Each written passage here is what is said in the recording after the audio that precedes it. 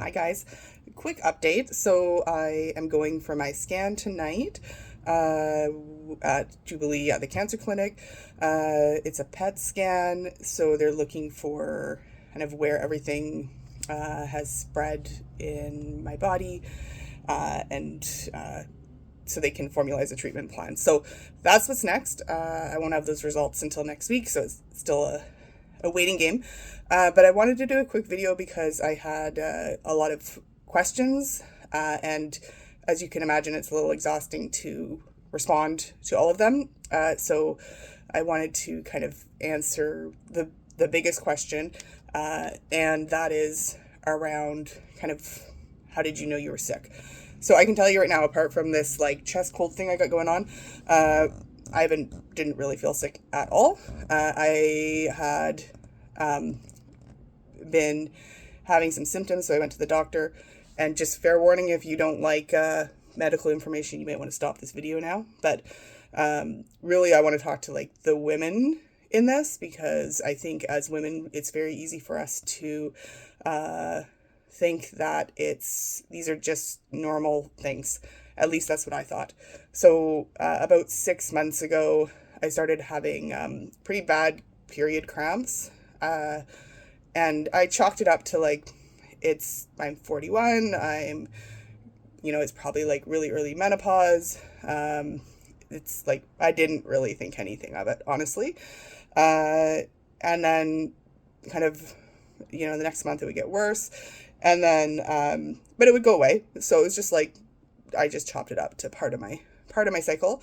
And then I started seeing a little bit of blood in my stool, not very much, and only for like a couple days, again, like during my cycles. So again, it was like, well, I guess this is just normal. Like, this is what happens. And I would not have advocated for myself to go to the doctor, because I really just thought this is just what you're going through. But John said, you need to go to the doctor. You need to go just make sure everything's fine. So I did go to my doctor. It was about 3 months ago, or maybe only 2 months ago, actually, and kind of like went through all my symptoms. And he's like, yeah, it's probably just like your period. It's probably just like, it seems all normal, but let's just make sure there's nothing else going on. I did a bunch of tests, like an ultrasound and some blood work, and like everything was normal. And they came, the final kind of like test in and the ruling things out was to do a colonoscopy. And I thought, I'm like, my doctor's crazy. Like, I literally went into this test and it's like me and like 70-year-old men, because you don't screen for colon cancer until you're 50, really, unless there's a family history, and we have no family history of cancer.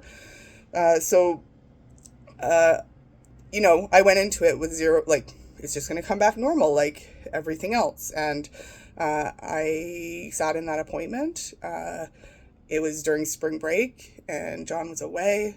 I had a friend take me to the appointment, and I sat there, and the doctor said, you have a tumor. You have a really large tumor in your colon. And he said, I can't tell you anything else, just that it's been there a really long time, at least 5 years, maybe 8 years, maybe longer. And you wouldn't have known, because you don't know, because you don't have any nerves in your colon until you have symptoms. So, I've gone through all those spaces over the last couple of weeks of what could I have done differently, or how did I not know, or what's, all of those questions, and they don't really stop, but those are the spaces. And I don't think I would have done anything differently. Honestly, maybe I should have gone to the doctor a little bit sooner than I did, but I did what I did, and I am where I am now. And I just need to move forward with what's next and what's available to me to live the longest possible amount of years to be here for my kids.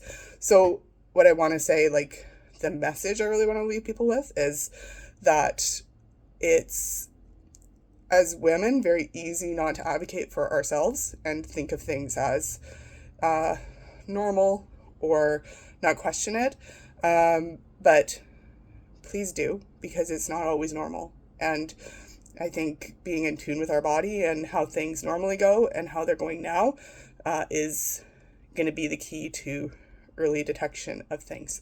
So I thank you for all the love and the positive messages and the people who've reached out. And like I said, it's a little overwhelming. So if you've reached out, I haven't always responded, but I appreciate it and hear it and feel it. And I'm just taking this one day at a time. So the scan tonight, my friend is going to take me out after because I can't be around the kids after that scan. So we're going to go out, and then it's just waiting. It's just waiting to hear how progressed it is, where else it is, what options, if any, are available to me. And for right now, it's just I need to live my life, live it the best I can, and be the space of love for my family and my kids. So I will update you when I know more, but that's what I know for right now. Please go and advocate for yourself. Do those things. Have the tests. Get that blood work done that's been sitting there for 6 months because you haven't done it. Book your mammogram. Whatever the thing is, please do it and tell me. Because if anything, if I can make a difference, that's would make a difference for me. So, more to come.